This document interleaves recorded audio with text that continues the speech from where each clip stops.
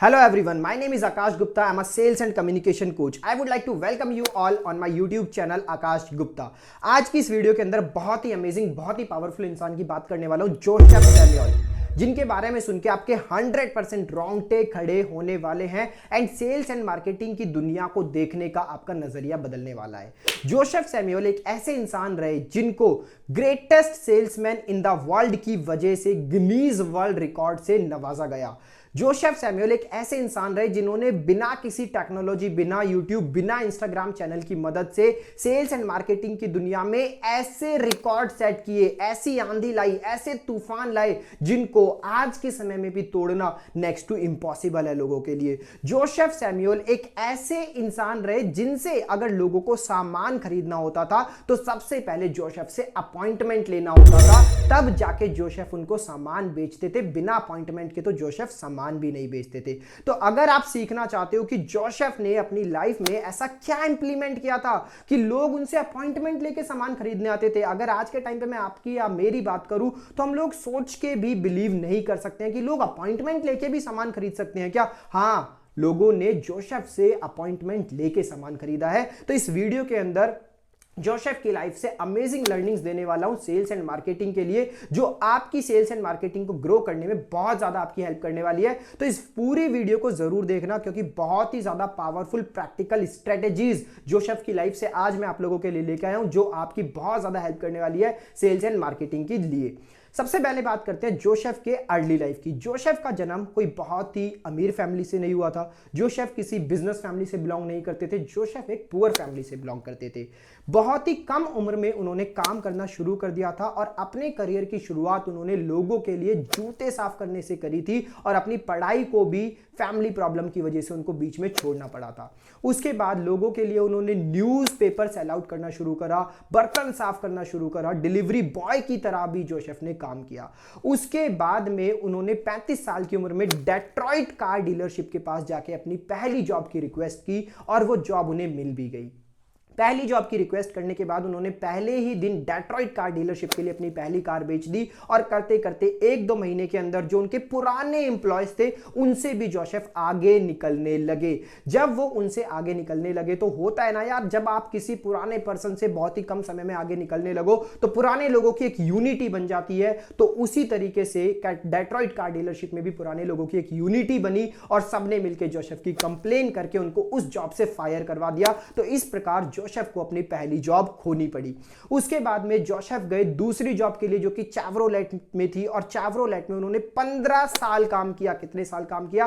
15 साल काम किया एंड सेल्स एंड मार्केटिंग की दुनिया में ना एक अमेजिंग क्रांति लेके आ गए, आंधी लेके आ गए, तूफान लेके आ गए अपने 15 साल के करियर में। 15 साल के करियर में उन्होंने डेट्रॉइट के चेवरोलेट के लिए 13,001 कार बेची। My dear friend, total 13,001 car अपने 15 साल के करियर में। अगर मैं एवरेज की बात करूं तो वो एक दिन में 2 से ज्यादा कार सेल कर रहे थे। और अगर हॉलीडे एंड वीकेंड की बात करें तो वो कितनी कार सेल करते थे? हॉलीडे और वीकेंड पे 6 कार सेल कर देते थे, 8 कार सेल कर देते थे जिस दिन हॉलीडे होता था या जिस दिन वीकेंड होता था। जोसेफ ने अपने एक दिन में मैक्सिमम 18 कार्स सेल करी हैं। उन्होंने अपने एक महीने में मैक्सिमम 174 कार सेल करी है, 174। और उन्होंने एक साल के अंदर मैक्सिमम 1425 कार सेल करी हैं, जिसकी वजह से उनको गिनीज वर्ल्ड रिकॉर्ड भी मिला, क्योंकि 1425 पूरे साल में कोई भी सेल नहीं कर पाया था। जोसेफ एकमात्र अकेले ऐसे इंसान थे जिन्होंने पूरे साल में 1425 कार सेल करी, जिसकी वजह से उनको गिनीज वर्ल्ड रिकॉर्ड मिला। जोसेफ 90% ऑफ डीलरशिप जितनी भी थी ना उस कंट्री के अंदर, 90% ऑफ डीलरशिप को अकेले पीछे छोड़ रहे थे। मैं उनकी पूरी डीलरशिप की बात नहीं कर रहा हूं, जिस जगह पे वो काम कर रहे थे उसकी बात नहीं कर रहा हूं, मैं अकेले जोसेफ की बात कर रहा हूं। जोसेफ ने 90% ऑफ डीलरशिप को पीछे छोड़ दिया था और उन सबसे वो आगे निकल रहे थे। अब उनकी कहानी को और ज्यादा मजेदार बनाने वाला एक पॉइंट आप लोगों के साथ शेयर करता हूं कि जोसेफ ने 15 साल में जो 13,001 कार सेल करी, उसमें कोई भी उनकी बल्क सेलिंग नहीं है। बल्क सेलिंग का मतलब क्या होता है कि हम किसी कंपनी के पास गए और हमने बल्क में ऑर्डर ले लिया, 100 कार का, 200 कार का, 500 कार का। कोई भी उनकी बल्क सेलिंग नहीं है। सारी की सारी कार्स जितनी भी जोसेफ ने सेल करी है वो सारी इंडिविजुअल लोगों को अलग अलग करके सेल करी है। अमेजिंग अमेजिंग अमेजिंग यार, इतना ज्यादा आंधी, इतना ज्यादा तूफान लेके आ गए ना वो सेल्स एंड मार्केटिंग में, और वो भी उस समय में जब टेक्नोलॉजी नहीं थी। तो ये सब जोसेफ ने कैसे किया, क्या लर्निंग्स है जो हम जोसेफ के सेल्स एंड मार्केटिंग करियर से ले सकते हैं, क्या हम खुद के लिए भी ऐसे रिजल्ट्स लेके आ सकते हैं? बिल्कुल लेके आ सकते हैं, और वो भी बहुत ही सिंपल लर्निंग से जो कि जोसेफ हमें देते हैं। सबसे पहली लर्निंग जो कि जोसेफ के करियर से हमें मिलती है वो क्या है? ट्रस्ट। जोसेफ का क्या कहना है कि trust is the most important thing जो कि आपको अपने क्लाइंट से, अपने लीड से, अपने कस्टमर से बनाना पड़ता है। जब आप लोगों के माइंड में अपना ट्रस्ट क्रिएट कर देते हैं, जब आप लोग आपके ऊपर ट्रस्ट करना शुरू कर देते हैं और लोग आपको पसंद करना शुरू कर देते हैं, तो आप समझ जाइए कि आपके सेल्स एंड मार्केटिंग के करियर में एक जे कर्व आने वाला है। जे कर्व मतलब क्या? एकदम से सक्सेस आने वाली है। तो सबसे पहली चीज जिसके ऊपर हमें फोकस करना है वो क्या है? ट्रस्ट। सेकंड चीज जिसके ऊपर जोसेफ ने फोकस किया दैट इज रिलेशन बिल्डिंग। यार रिलेशन बिल्डिंग पे उतना ज्यादा फोकस कर दिया उन्होंने, कोई सोच भी नहीं सकता था। जोसेफ ने क्या करा, अपनी जितनी भी कस्टमर लिस्ट थी उन सभी कस्टमर लिस्ट को हर महीने एक पर्सनलाइज्ड कार्ड भेजना शुरू कर दिया। पर्सनलाइज्ड कार्ड मतलब कि लोगों के नाम से एक कार्ड बनवाते थे और उस कार्ड पे लिखते थे, खुद लिखते थे, और लिखने के बाद में उसको पार्सल करवाते थे। और उसको पार्सल करवाने के बाद जब लोग उसको पढ़ते थे तो जोसेफ का सिर्फ दो मोटिव हुआ करता था कार्ड को भेजने का। पहला मोटिव यह हुआ करता था कि लोग उनके कार्ड को पढ़ें, वो किसी एक ईमेल या मैसेज की तरह स्पैम में ना जाए। और दूसरा रीजन होता था कि जब लोग उस कार्ड को ओपन करें और लोगों को अपना नाम दिखे तो लोगों के फेस पे एक स्माइल आए, लोगों के फेस पे कनेक्शन बने, लोगों के साथ उनका एक रिलेशन स्ट्रांग हो। तो इन दो रीजन की वजह से जोसेफ ने हर महीने अपने हर कस्टमर को कार्ड भेजना शुरू करा, उनके साथ में अपने रिलेशन को स्ट्रॉन्ग करा। और एक समय ऐसा आ चुका था कि जब जोसेफ खुद ये चीजें नहीं कर पाते थे, उनको एक पर्टिकुलर बंदा हायर करना पड़ा इस चीज के लिए। वो एक पर्सन को हायर करा उन्होंने, और उस पर्सन का काम सिर्फ इतना ही था कि हर महीने एक अलग कार्ड बनवाना और उसको जोसेफ की कस्टमर लिस्ट को भेजना। जनवरी का महीना होता था तो न्यू ईयर की विश भेजते थे, दिसंबर का महीना होता था तो क्रिसमस की विश भेजते थे, और अक्टूबर का महीना होता था तो हेलोइन की विश भेजते थे। तो दूसरी लर्निंग जो हम जोसेफ के सेल्स एंड मार्केटिंग करियर से ले सकते हैं वो है रिलेशन बिल्डिंग। तो ट्रस्ट पे फोकस करो, लोगों के साथ में ट्रस्ट बनाओ। दूसरी चीज, लोगों के साथ में रिलेशन बिल्ड करो। और तीसरी चीज जो इन दोनों चीजों की वजह से ऑटोमेटिकली होती चली गई वो क्या है? Personal branding. जब जोसेफ ने लोगों के साथ अपना ट्रस्ट बिल्ड करा, जब जोसेफ ने लोगों के साथ अपना रिलेशन बिल्ड करा, तो जोसेफ की पर्सनल ब्रांडिंग ऑटोमेटिकली होती चली गई। लोग जोसेफ को जानने लग गए। कार डीलरशिप के नाम से जोसेफ का नाम जो है बहुत ज्यादा लोगों के माइंड में बैठ गया। अब जब भी लोगों को कार खरीदनी होती थी, लोगों के माइंड में कार खरीदने का थॉट आता था, तो उस थॉट के साथ एक नाम और उनके दिमाग में आता था, वो जोसेफ का नाम होता था। और लोग सबसे ज्यादा कार सिर्फ और सिर्फ जोसेफ से खरीदना पसंद करते थे। और there will be a time, कुछ समय के बाद एक ऐसा समय आया कि जोसेफ इतने ज्यादा बिजी होने लग गए कि लोगों को अगर उनसे कार खरीदनी होती थी तो लोगों को उनका अपॉइंटमेंट लेना पड़ता था। जोसेफ ने वॉक इन सेलिंग ही बंद कर दी। वॉक इन सेलिंग मतलब कोई रैंडमली आके उनसे कार नहीं खरीद सकता है। कोई अगर रैंडमली आ भी गया वो मना कर देंगे, वो बोलेंगे कि आपको पहले अपॉइंटमेंट लेना है, अपॉइंटमेंट लेने के बाद में आप मुझसे कार खरीद सकते हो। तो एक ऐसा स्टेज जोसेफ ने, एक ऐसी चीज, एक ऐसा आंधी सेल्स एंड मार्केटिंग में लेके आ गए थे। सो गाइज बहुत ज्यादा रॉकेट साइंस वाली चीजें जोसेफ ने नहीं करी। जोसेफ ने सिर्फ 3 सिंपल चीजों पे फोकस करा।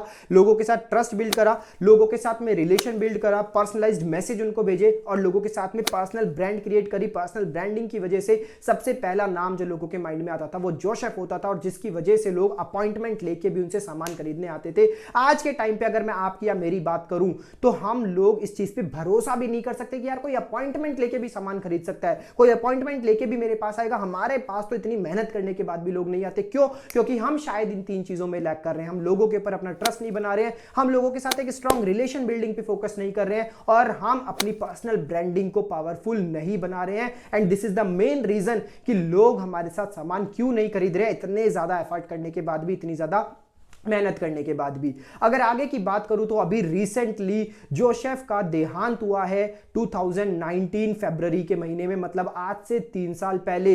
बट उसके अलावा जोसेफ ने सेल्स एंड मार्केटिंग की दुनिया में सिर्फ इतना ही नहीं और भी बहुत सारी अचीवमेंट्स की।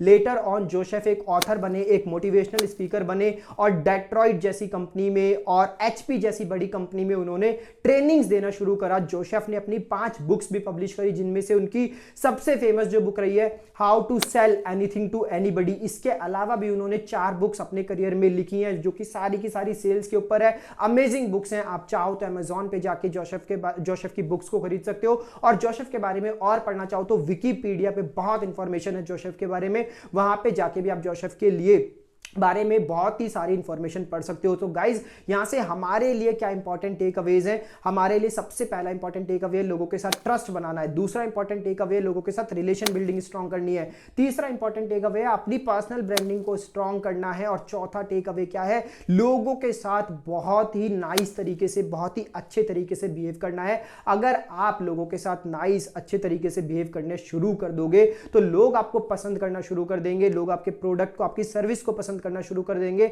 और जब भी उस प्रोडक्ट और सर्विस से रिलेटेड लोगों के माइंड में थॉट आएगा तो आपका नाम सबसे पहले लोगों के माइंड में आएगा और लोग आप ही से सामान खरीदना, आप ही से प्रोडक्ट सर्विस खरीदना शुरू करेंगे। तो आप भी लोगों के साथ अपना रिलेशन बना सकते हैं अपनी एक मेलिंग लिस्ट के थ्रू, लोगों को रेगुलरली मेल करके, लोगों को एक पर्सनलाइज्ड मैसेज करके, लोगों के कमेंट्स पे, पोस्ट पे कमेंट्स करके, लोगों के पोस्ट को लाइक करके, लोगों के साथ जितना ज्यादा कनेक्ट होंगे ना, देखो सारा की सारा खेल रिलेशन बिल्डिंग का है। जो पर्सनल ब्रांडिंग की बात हम आज की दुनिया पे करते हैं, जो कंटेंट मार्केटिंग की बात हम आज की दुनिया पे करते हैं, जो रिलेशन बिल्डिंग की बात हम आज की दुनिया में कर रहे हैं ना, जोसेफ इन सब चीजों को आज से कई साल पहले मतलब 1978 में तो उन्होंने अपनी सेल्स की जॉब छोड़ दी थी। मतलब कितने साल पहले ये चीज वो ऑलरेडी इंप्लीमेंट करके और सेल्स की दुनिया में आंधी तूफान लाके जा चुके हैं मेरे भाइयों। तो इस चीज पे फोकस करो। ये वीडियो बहुत ही ज्यादा पावरफुल है, उन सभी के साथ शेयर कर दो जो पर्सनल ब्रांडिंग को हल्के में लेते हैं, जो कंटेंट मार्केटिंग को हल्के में लेते हैं, जो ट्रस्ट को हल्के में लेते हैं। उन सभी के साथ इस वीडियो को एक बार शेयर जरूर कर देना।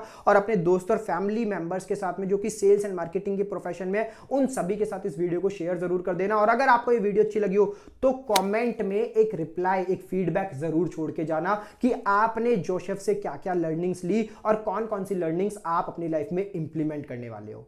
So at the end of the video, I just want to say thank you so much for watching the complete video. Keep learning, keep growing. Lots of love to all of you.